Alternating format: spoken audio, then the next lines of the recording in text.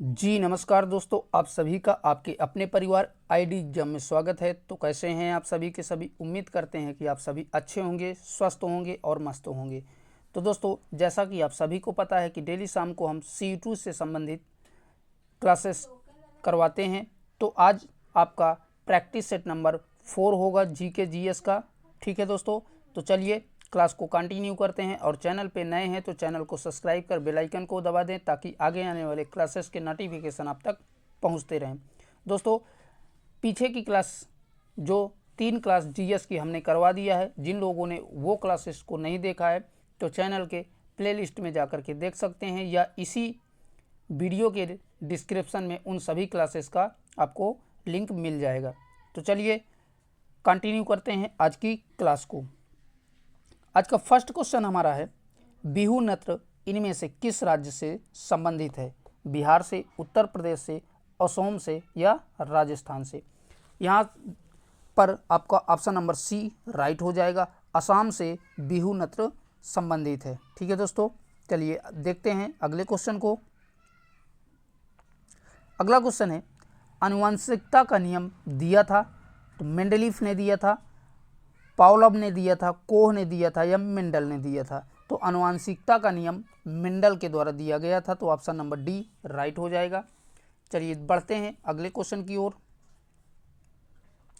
Question कह रहा है, निम्नलिखित में से कौन से दो ग्रह पृथ्वी की तुलना में सूर्य के निकटतम हैं? बृहस्पति एवं बुध, वरुण एवं शुक्र, मंगल एवं शनि, शुक्र एवं बुध। तो इन चारों में से राइट आंसर बन जाएगा शुक्र एवं बुध। यही जो है पृथ्वी की तुलना में सबसे निकट सूर्य के हैं। ठीक है, ऑप्शन नंबर डी शुक्र और बुध। नेक्स्ट क्वेश्चन है, एनीमोमीटर क्या मापने के काम आता है? तो पवन की दिशा, पवन का वेग, दाब की प्रवणता या पवन की गति और समय। तो इन चारों में से राइट आंसर बनेगा पवन की वेग को मापने के काम करता है, तो ऑप्शन नंबर बी राइट बनेगा। ठीक है दोस्तों, ऑप्शन नंबर बी पवन का वेग। ठीक है, चलिए देखते हैं नेक्स्ट क्वेश्चन को।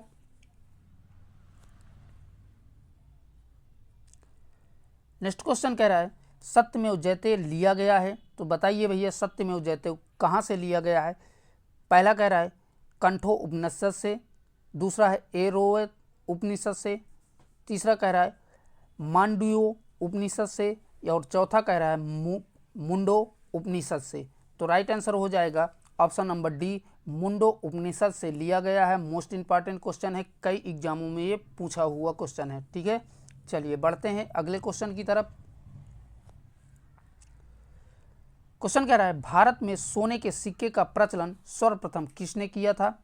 कुषाण ने, शाक ने, पार्थियन ने या यवन ने? तो सर्वप्रथम भारत में सिक्कों का, सोने के सिक्कों का प्रचलन यवन शासकों ने शुरू किया था, तो ऑप्शन नंबर डी करेक्ट हो जाएगा, यवन। ठीक है, चलिए बढ़ते हैं अगले क्वेश्चन की ओर। नेक्स्ट क्वेश्चन कह रहा है, ऑपरेशन ब्लैंक बोर्ड संबंधित था, तो ऑपरेशन ब्लैंक बोर्ड किससे संबंधित है? चिकित्सा से, रोजगार से, अन्न उत्पादन से या शिक्षा से? तो बात करें ऑपरेशन ब्लैक बोर्ड की, तो यह जो है शिक्षा से संबंधित है, तो ऑप्शन नंबर डी राइट हो जाएगा। ठीक है दोस्तों, आइए देखते हैं नेक्स्ट क्वेश्चन को। नेक्स्ट है, भारत में मुस्लिम लीग के संस्थापक कौन थे? तो बताइए मुस्लिम लीग के संस्थापक कौन थे? सलीमुल्लाह खां, आगा खां, बकार उल मुल्क, महात्मा गांधी। तो इन चारों में से राइट आंसर बनेगा option number C option number A Salimullah Khan. यही इसका राइट आंसर हो जाएगा, ऑप्शन नंबर ए करेक्ट हो जाएगा। ठीक है, मुस्लिम लीग के संस्थापक सलीमुल्लाह खां थे। चलिए देखते हैं नेक्स्ट क्वेश्चन की तरफ। क्वेश्चन कह रहा है, निकट दृष्टि दोष को दूर करने के लिए निम्न में से किस लेंस का प्रयोग किया जाता है? तो बताइए भाई किस लेंस का प्रयोग किया जाता है निकट दृष्टि दोष दूर करने के लिए? अवतल लेंस, उत्तल लेंस, द्विफोकस लेंस या बेलनाकार लेंस? तो इन चारों में से राइट आंसर बनेगा ऑप्शन नंबर ए करेक्ट हो जाएगा, अवतल लेंस का प्रयोग किया जाता है। और अगर आपसे पूछता है दूरदृष्टि दोष दूर करने के लिए, तो उसमें जो है उत्तर लेंस का प्रयोग किया जाता है। तो दोनों की दोनों फैक्ट याद रखिएगा। अगर आपसे निकट दृष्टि दोष पूछता है तो अवतल लेंस, और दूरदृष्टि दोष पूछता है तो उत्तर लेंस। ठीक है दोस्तों, चलिए बढ़ते हैं नेक्स्ट क्वेश्चन की तरफ। कह रहा है बगलिहार परियोजना संबंधित है। बगलिहार परियोजना किससे संबंधित है? हिमाचल प्रदेश से, जम्मू कश्मीर से, हरियाणा से या उत्तर प्रदेश से? तो ये परियोजना जम्मू कश्मीर से संबंधित है। तो राइट आंसर हो जाएगा ऑप्शन नंबर बी, करेक्ट हो जाएगा।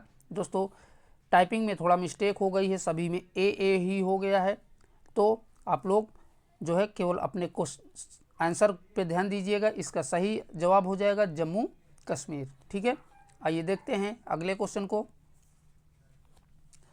नेक्स्ट कह रहा है भारतीय राष्ट्रीय कांग्रेस के 1929 ईस्वी के ऐतिहासिक लाहौर अधिवेशन की अध्यक्षता की थी, किसने की थी? सरदार पटेल ने, मोतीलाल नेहरू ने, डॉक्टर राजेंद्र प्रसाद या जवाहरलाल नेहरू? तो दोस्तों 1929 के ऐतिहासिक लाहौर अधिवेशन की अध्यक्षता जवाहरलाल नेहरू के द्वारा की गई थी। तो ऑप्शन नंबर डी राइट हो जाएगा। चलिए बढ़ते हैं नेक्स्ट क्वेश्चन की ओर। अगला कह रहा है भीड़ को तितर बितर करने के लिए पुलिस द्वारा इस्तेमाल की जाने वाली अश्रु गैस क्या होती है? कार्बन डाइऑक्साइड होती है, फेनिल क्लोराइड होती है, या हाइड्रोजन होती है, या कार्बन मोनोऑक्साइड होती है? तो इन चारों में से राइट आंसर बनेगा ऑप्शन नंबर बी, फेनेसिल क्लोराइड होती है। तो ऑप्शन नंबर बी यहाँ से राइट हो जाएगा। ठीक है दोस्तों, आइए बढ़ते हैं अगले क्वेश्चन की ओर। नेक्स्ट क्वेश्चन है संविधान का कौन सा अनुच्छेद 14 वर्ष तक के अवस्था के बच्चों को निःशुल्क एवं अनिवार्य शिक्षा का प्रावधान करता है? अनुच्छेद 18, अनुच्छेद 19 या अनुच्छेद 20 या अनुच्छेद 21 का ए? तो इन चारों में से राइट आंसर बनेगा ऑप्शन नंबर डी, अनुच्छेद 21 का ए जो है 14 वर्ष से तक के बच्चों को निःशुल्क एवं अनिवार्य शिक्षा का प्रावधान इसमें दिया गया है। ठीक है, चलिए देखते हैं अगले क्वेश्चन को। अगला क्वेश्चन है WW का पूरा नाम क्या है? तो बताइए भैया WWW का पूरा नाम क्या है इन चारों में से? तो इन चारों में से राइट आंसर बने जाएगा वर्ल्ड वेदर वेब। तो ऑप्शन नंबर बी राइट हो जाएगा। मोस्ट इंपॉर्टेंट क्वेश्चन है दोस्तों, याद रखिएगा। चलिए बढ़ते हैं अगले क्वेश्चन की ओर। क्वेश्चन कह रहा है जो कि 15 नंबर का है, कह रहा है मनुष्य की लार में उपस्थित एंजाइम होता है। तो कौन सा मनुष्य के लार में एंजाइम उपस्थित होता है? रेनिन होता है, पेप्सिन होता है, ट्रिप्सिन होता है या टाइलिन होता है? तो इन चारों में से राइट आंसर बनेगा ऑप्शन नंबर ए, रेनिन जो है मनुष्य के लार में एंजाइम पाया जाता है। तो ऑप्शन नंबर ए करेक्ट हो जाएगा। ठीक है दोस्तों, आइए देखते हैं नेक्स्ट क्वेश्चन को। नेक्स्ट है संतोष ट्रॉफी का संबंध है। तो बताइए भैया क्रिकेट से है, फुटबॉल से है, हॉकी से है या टेनिस से है? तो इन चारों में से राइट आंसर हो जाएगा संतोष ट्रॉफी का संबंध फुटबॉल से है। ठीक है, तो ऑप्शन नंबर बी करेक्ट हो जाएगा। आइए देखते हैं अगले क्वेश्चन को। कह रहा है प्रकाश वर्ष किसकी इकाई है? तो प्रकाश वर्ष बताइए दूरी की इकाई है, समय की है, आवृत्ति की है या ताप की है? तो इन चारों में से राइट आंसर बनेगा प्रकाश वर्ष दूरी मापने की इकाई है। ठीक है, चलिए बढ़ते हैं अगले क्वेश्चन की ओर। क्वेश्चन कह रहा है इंडिया विंस फ्रीडम आत्मकथा है। तो यह किसकी आत्मकथा है? अबुल कलाम आज़ाद की, जाकिर हुसैन की, सैयद अहमद खां की या FA अहमद की? तो इन चारों में से राइट आंसर बनेगा इंडिया विंस फ्रीडम आत्मकथा अब्दुल कलाम आज़ाद की है। तो राइट आंसर हो जाएगा ऑप्शन नंबर ए, करेक्ट हो जाएगा। ठीक है दोस्तों, आइए देखते हैं अगले क्वेश्चन को। नेक्स्ट कह रहा है चित्तौड़ के प्रसिद्ध कीर्ति स्तंभ का निर्माण किसने कराया था? तो बताइए चित्तौड़ के प्रसिद्ध कीर्ति स्तंभ का निर्माण किसके द्वारा करवाया गया था? महाराणा प्रताप के द्वारा, महाराणा कुंभा के द्वारा या राणा उदय सिंह के द्वारा या जय सिंह के द्वारा? तो राइट आंसर बनेगा महाराणा कुंभा के द्वारा चित्तौड़ के कीर्ति स्तंभ का निर्माण किया गया था, तो ऑप्शन नंबर बी राइट हो जाएगा। ठीक है दोस्तों, एक बार आप सभी लोग क्लास को शेयर कर दें और वीडियो को लाइक भी कर दें, जिससे मुझे मोटिवेशन मिलता है।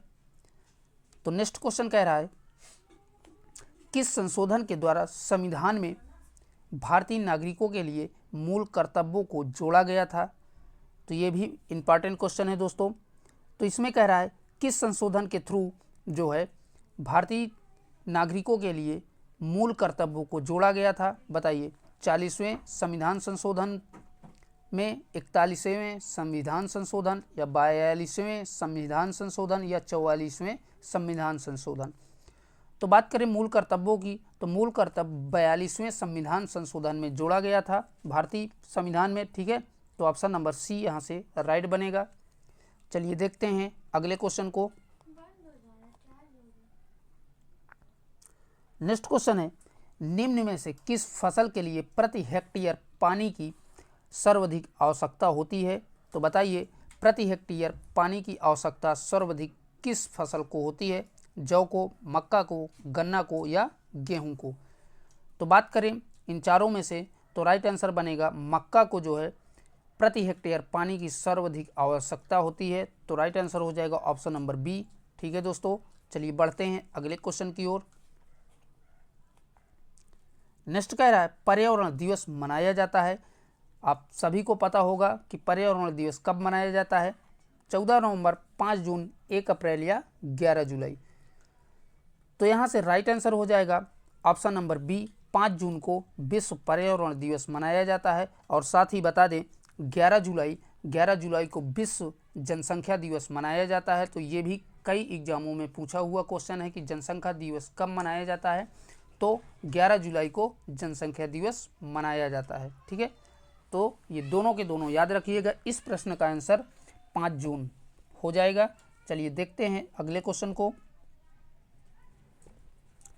क्वेश्चन कह रहा है, कौन सा यंत्र प्रत्यावर्ती धारा को दृष्टि धारा में बदलता है?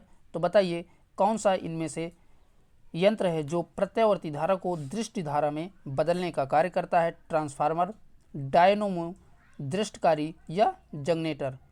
तो इन चारों में से राइट आंसर बनेगा ऑप्शन नंबर सी, दृष्टकारी। यही प्रत्यावर्ती धारा को दृष्टि धारा में बदलने का कार्य करता है। तो ऑप्शन नंबर सी यहाँ से करेक्ट हो जाएगा। आइए बढ़ते हैं नेक्स्ट क्वेश्चन की ओर। अगला क्वेश्चन कह रहा है, इलेक्ट्रॉन की खोज की थी। तो बताइए भैया, इलेक्ट्रॉन की खोज किसके द्वारा की गई थी? जेम्स चैडविक के द्वारा, या जे थॉमस के द्वारा, एडरसन के द्वारा, या रदरफोर्ड के द्वारा? तो यहाँ से राइट आंसर बनेगा ऑप्शन नंबर बी, जे थॉमस के द्वारा इलेक्ट्रॉन की खोज की गई थी। साथ ही बता दें, अगर आपसे इलेक्ट्रॉन, प्रोटॉन, न्यूट्रॉन तीनों की खोज में से किसी का भी पूछे तो आप लोग याद रखिएगा, सीधा सीधा ईंट पर नाचे। क्या भैया? ईंट पर नाचे, ये याद रखिएगा ट्रिक, जिससे आपको इलेक्ट्रॉन, प्रोटॉन और न्यूट्रॉन की खोजकर्ता के नाम याद होंगे। अब कैसे याद होंगे? ई से इलेक्ट्रॉन, टा से इसके खोजकर्ता यानी कि पहले उस तत्व का नाम, फिर उसके खोजकर्ता का नाम। ई से इलेक्ट्रॉन, टा से टॉमसन याद रखिएगा, पा से प्रोटॉन, और रा से रदरफोर्ड, अर्थात प्रोटॉन के खोजकर्ता रदरफोर्ड हैं। ना से न्यूट्रॉन, और चे से चैडविक। ठीक है, तो इलेक्ट्रॉन, प्रोटॉन के खोजकर्ता याद रखिएगा। अगर आपसे पूछता है तो मैंने तीनों को जो है आपको बता दिया। ठीक है, आइए बढ़ते हैं अगले क्वेश्चन की ओर।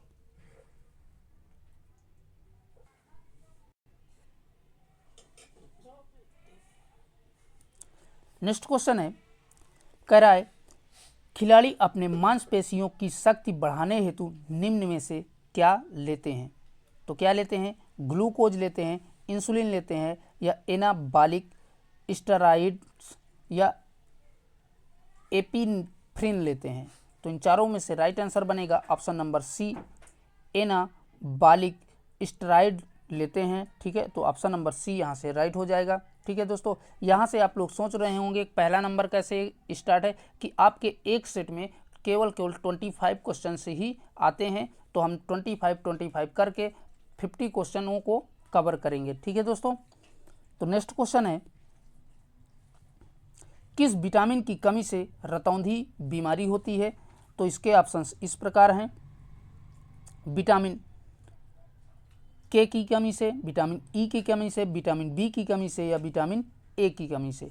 तो इन चारों में से राइट आंसर बनेगा कि रतौंधी रोग विटामिन ए की कमी से होता है। तो ऑप्शन नंबर डी करेक्ट हो जाएगा। ठीक है दोस्तों, चलिए देखते हैं अगले क्वेश्चन की ओर। नेक्स्ट क्वेश्चन कह रहा है, निम्न राज्यों में से कौन लौह अयस्क का सर्वाधिक उत्पादन करता है? गोवा, उड़ीसा, झारखंड, छत्तीसगढ़। तो इन चारों में से राइट आंसर बनेगा झारखंड राज्य सबसे ज़्यादा लोहे का उत्पादन करता है। तो ऑप्शन नंबर सी करेक्ट हो जाएगा। ठीक है दोस्तों, आइए बढ़ते हैं अगले क्वेश्चन की ओर। क्वेश्चन है, निम्न राज्यों में से कहाँ गन्ने का सर्वाधिक उत्पादकता पाई जाती है? उत्तर प्रदेश में, तमिलनाडु में, महाराष्ट्र में, बिहार में। तो बताइए भैया, गन्ना जो है सर्वाधिक किस राज्य में जो है उत्पादित होता है? तो ये भैया अपने उत्तर प्रदेश में सबसे ज़्यादा उत्पादित किया जाता है। तो ऑप्शन नंबर ए करेक्ट हो जाएगा। चलिए बढ़ते हैं अगले क्वेश्चन की ओर। क्वेश्चन कह रहा है, जाजमऊ में कौन उद्योग प्रसिद्ध है? तो जाजमऊ एक जगह का नाम है जहाँ पर जो है चमड़ा उद्योग बहुत ही प्रसिद्ध है। तो इसमें जो है आपको बताना है कि जाजमऊ किसके लिए प्रसिद्ध है। तो अभी मैंने बताया कि जो है जाजमऊ चमड़ा के लिए प्रसिद्ध है। तो ऑप्शन नंबर ए यहाँ से करेक्ट हो जाएगा। ठीक है दोस्तों, याद रखिएगा। चलिए बढ़ते हैं नेक्स्ट क्वेश्चन की ओर। नेक्स्ट क्वेश्चन है, वर्ष 2017-18 के लिए संघीय बजट लोकसभा में किस तारीख को पेश किया गया था? तो ये करंट अफेयर से संबंधित क्वेश्चन है। तो बताइए भैया, 2017 और 18 के लिए संघीय बजट लोकसभा में किस तारीख को पेश किया गया था? 1 फरवरी 2017 को, 8 फरवरी 2017 को, 15 फरवरी 2017 को या 28 फरवरी 2017 को। तो कभी भी बजट जो है पेश किया जाता है वो फरवरी के माह में, फरवरी के पहले सप्ताह या दूसरे सप्ताह तक पेश किया जाता है। तो ये याद रखिएगा। तो यहाँ से पहले सप्ताह में कौन सा आएगा? 1 फरवरी 2017। तो याद रखिएगा, कभी भी बजट पेश किया जाता है तो फरवरी माह के पहले ही वीक में या पहले ही सप्ताह में पेश किया जाता है। ठीक है दोस्तों, तो इसका राइट आंसर बनेगा ऑप्शन नंबर ए, 1 फरवरी 2017 को। चलिए बढ़ते हैं अगले क्वेश्चन की ओर। नेक्स्ट क्वेश्चन कह रहा है, निम्न में कुछ नामों पर विचार कीजिए। Raghu Ramrajan, Urjit Patel, Arun Jaitley, Y V Reddy. तो यहाँ पर कुछ गवर्नरों के नाम दिए हैं। तो आपको बताना है कि सबसे पहले कौन सा गवर्नर हुआ था। गवर्नर मतलब जो आपके नोटों में देखते होंगे, 10 रुपये, 50 रुपये, जितनी भी नोटें चलती हैं उनमें नीचे साइड पे छोटा सा गवर्नर का नाम लिखा रहता है। तो वही यहाँ पर आपसे पूछा है कि सबसे पहले कौन हुए हैं, उनको क्रम वाइज व्यवस्थित करना है। तो यहाँ पर सबसे पहले बात करें तो जो है पहले नंबर पर रघुनाथ राजन आएंगे। ठीक है, पहले नंबर पे कौन सा आएगा? रघुनाथ राजन आएंगे पहला। फिर इसके बाद आएगा उर्जित पटेल, दूसरा आएंगे। फिर जो है अरुण जेटली, ये जो है नहीं आएंगे, अरुण जेटली गवर्नर नहीं थे, याद रखिएगा। फिर इसके बाद आपका चौथा आएगा वाई वी रेड्डी। तो आपका देखिए ऑप्शन में कौन सा 1, 2, 4 किस ऑप्शन में है? तो यहाँ से आपको दिख रहा होगा कि ऑप्शन नंबर डी में जो है 1, 2, 4 दिया हुआ है। तो ऑप्शन नंबर डी यहाँ से करेक्ट हो जाएगा। ठीक है दोस्तों, आइए बढ़ते हैं अगले क्वेश्चन की ओर। क्वेश्चन कह रहा है, भारत रत्न से नवाजी जाने वाली प्रथम भारतीय नारी हैं। तो बताइए, भारत रत्न पाने वाली प्रथम भारतीय महिला कौन है? विजय लक्ष्मी पंडित, इंदिरा गांधी, बछेंद्री पाल या सरोजिनी नायडू।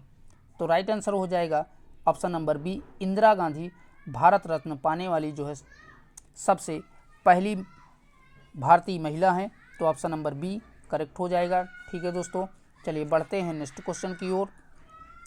अगला क्वेश्चन कह रहा है, दिल्ली में लाल किले का निर्माण किसने कराया था? अकबर ने, हुमायूं ने, शाहजहां या औरंगजेब ने। तो लाल किले का निर्माण जो है शाहजहां के द्वारा किया गया था, तो ऑप्शन नंबर सी करेक्ट हो जाएगा। आइए देखते हैं नेक्स्ट क्वेश्चन को, जो कि 10 नंबर का क्वेश्चन होगा। क्वेश्चन कह रहा है निम्नलिखित में कौन विश्व का नवीनतम राष्ट्र है? इरिट्रिया, एथियोपिया, कांगो या दक्षिण सूडान? तो इन चारों में से राइट आंसर बनेगा ऑप्शन नंबर डी करेक्ट हो जाएगा। दक्षिण सूडान ये जो है राइट आंसर हो जाएगा। ठीक है दोस्तों, चलिए बढ़ते हैं नेक्स्ट क्वेश्चन की ओर।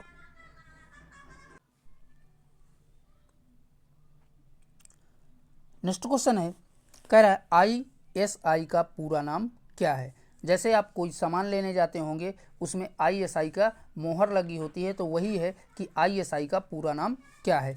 तो पहला ऑप्शन कह रहा है इंटर सर्विसेज इंटेलिजेंस, दूसरा कह रहा है इंटर स्टेट इंटेलिजेंस, तीसरा कह रहा है इंडिया सिक्योरिटी इंटरनेशनल, या इनमें से कोई नहीं। तो इन चारों में से राइट आंसर बनेगा option number B inter state intelligence. तो ऑप्शन नंबर बी करेक्ट हो जाएगा। ठीक है दोस्तों, याद रखिएगा। चलिए बढ़ते हैं नेक्स्ट क्वेश्चन की ओर। नेक्स्ट कह रहा है निम्न में से कौन सा एक से अधिक बार प्रधानमंत्री नियुक्त हुए हैं? नीचे दिए गए कूटों में से सही उत्तर का चयन करें। तो पहला ऑप्शन कह रहा है कि जो है जवाहरलाल नेहरू, इंदिरा गांधी, गुरजाली लाल नंदा या अटल बिहारी वाजपेयी। तो आपको बताना है कि कौन से जो है कौन कौन व्यक्ति एक से अधिक बार जो है प्रधानमंत्री रह चुके हैं। तो बात करें इन चारों ऑप्शनों में, जवाहरलाल नेहरू एक से अधिक बार रह चुके हैं, इंदिरा गांधी भी रह चुकी हैं, और जो है अटल बिहारी वाजपेयी भी रह चुके हैं। तो आपका कूट क्या बन रहा है? 1 2 4 यही बन रहा है, 1 2 4। तो आपको दिख रहा होगा ऑप्शन नंबर सी में 1 2 4 दिया हुआ है, तो ऑप्शन नंबर सी यहाँ से करेक्ट हो जाएगा। ठीक है दोस्तों, कूट वाला एक क्वेश्चन आपके एग्जाम में आना ही आना है। ठीक है, जो कि बच्चों को बहुत ही कंफ्यूज करता है। चलिए बढ़ते हैं अगले क्वेश्चन को। क्वेश्चन कह रहा है भारत के राष्ट्रपति अपना त्याग पत्र किसको संबोधित करके देते हैं? तो बताइए भैया, भारत का जो राष्ट्रपति होता है वो अपना त्याग पत्र किसको संशोधित करके देता है? लोकसभा स्पीकर को, उपराष्ट्रपति को, प्रधानमंत्री को, या सर्वोच्च न्यायालय के मुख्य न्यायाधीश को? तो इन चारों में से राइट आंसर बनेगा ऑप्शन नंबर बी करेक्ट हो जाएगा। उपराष्ट्रपति को देता है। ठीक है, ऑप्शन नंबर बी करेक्ट हो जाएगा। चलिए बढ़ते हैं नेक्स्ट क्वेश्चन की ओर। नेक्स्ट कह रहा है भारतीय संविधान में कितने मौलिक कर्तव्य हैं? तो बताइए भैया, मौलिक कर्तव्यों की संख्या कितनी है? 9 है, 11 है, 12 है या 20 है? तो मौलिक कर्तव्यों की संख्या 11 है भारतीय संविधान में, तो ऑप्शन नंबर बी राइट हो जाएगा। आइए देखते हैं अगले क्वेश्चन को। क्वेश्चन कह रहा है किस संविधान संशोधन द्वारा भारतीय नागरिकों के लिए 10 मूल कर्तव्य संविधान में जोड़े गए हैं? तो 24वें, 38वें, 44वें या 42वें? तो अभी थोड़ी देर पहले भी मैंने जो इसके पीछे वाला सेट था वहाँ पर भी बताया हूँ कि 42वें संविधान संशोधन में भारतीय संविधान में मूल कर्तव्यों को जोड़ा गया था। तो ऑप्शन नंबर डी करेक्ट हो जाएगा 42वें संविधान संशोधन में। ठीक है, याद रखिएगा। चलिए बढ़ते हैं नेक्स्ट क्वेश्चन की ओर। क्वेश्चन कह रहा है जब साइमन कमीशन भारत आया तब वायसराय कौन था? तो कहने का मतलब साइमन कमीशन के जब आया था भारत, तो उस समय भारत का वायसराय कौन था? चेम्सफोर्ड, रीडिंग, इरविन या वेलिंगटन? तो इन चारों में से राइट आंसर हो जाएगा इरविन जो है भारत का वायसराय था, तो ऑप्शन नंबर सी करेक्ट हो जाएगा। ठीक है दोस्तों, चलिए बढ़ते हैं नेक्स्ट क्वेश्चन की ओर। क्वेश्चन है किसने कहा सांस्कृतिक पर्यावरण का मानव निर्मित भाग है? कौन है इन चारों में से बताइए भैया। तो इन चारों में से राइट आंसर हो जाएगा हरकोएटिज, ऑप्शन नंबर ए करेक्ट हो जाएगा। ठीक है दोस्तों, चलिए बढ़ते हैं अगले क्वेश्चन की ओर। क्वेश्चन कह रहा है जो कि 18 नंबर का है, पिछड़ा वर्ग आयोग का अध्यक्ष कौन है जिसने अन्य पिछड़े वर्गों के लिए 27% आरक्षण का प्रस्ताव रखा है? तो बताइए भैया, इन चारों में से राइट आंसर कौन सा बनेगा? काका कालेकर, जगजीवन राम, वीपी मंडल या BR अम्बेडकर। तो इन चारों में से राइट आंसर हो जाएगा बीपी मंडल द्वारा जो है 27% आरक्षण पिछड़ी जातियों के लिए रखा गया था प्रस्ताव, ठीक है, इन्हीं के द्वारा रखा गया था। तो ऑप्शन नंबर सी राइट हो जाएगा, बीपी मंडल। चलिए देखते हैं अगले क्वेश्चन को। क्वेश्चन कह रहा है स्वर्ण जयंती ग्राम रोजगार योजना किस वर्ष लागू की गई थी? तो बताइए भैया, ये जो है स्वर्ण जयंती ग्राम रोजगार योजना किस वर्ष लागू की गई थी? 1998, 1997, 1999 या 2000 में? तो इसका राइट आंसर हो जाएगा ऑप्शन नंबर सी करेक्ट हो जाएगा, 1999। ठीक है, कब भैया? 1999 में ये स्वर्ण जयंती ग्राम रोजगार योजना लागू की गई थी। और साथ ही बता दें कि वर्तमान में इसको मनरेगा का नाम दिया गया है। ठीक है दोस्तों, पहले इसका नाम स्वर्ण जयंती ग्राम रोजगार योजना हुआ करता था। अब वर्तमान में इस योजना को जो है मनरेगा के नाम से जाना जाता है। तो ये भी साथ में याद रखिएगा। ठीक है,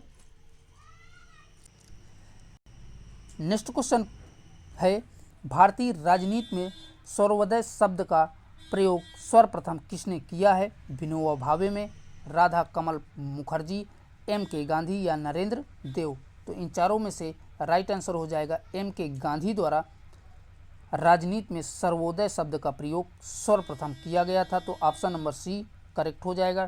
ठीक है दोस्तों, चलिए बढ़ते हैं नेक्स्ट क्वेश्चन की ओर। क्वेश्चन कह रहा है चिपको आंदोलन संचालित किया गया था। तो किसके द्वारा चिपको आंदोलन संशोधित शुरू किया गया था? ठीक है, बताइए दोस्तों। मेघा पाटकर ने, सुंदरलाल बहुगुणा ने, बाबा आप्टे ने या उमा भारती ने? ठीक है, तो इनमें से राइट आंसर बताइए कौन सा बनेगा?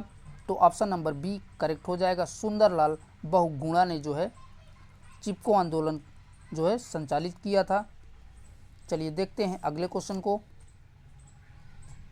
क्वेश्चन कह रहा है सन 2011 की जनगणना के अनुसार भारत में जनसंख्या घनत्व क्या है?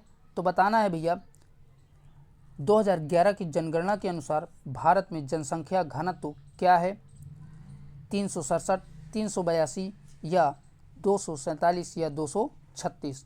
तो इन चारों में से राइट आंसर बनेगा ऑप्शन नंबर बी करेक्ट हो जाएगा, 382 प्रति वर्ग किलोमीटर के हिसाब से 382 हो जाएगा। ठीक है, ऑप्शन नंबर बी राइट हो जाएगा।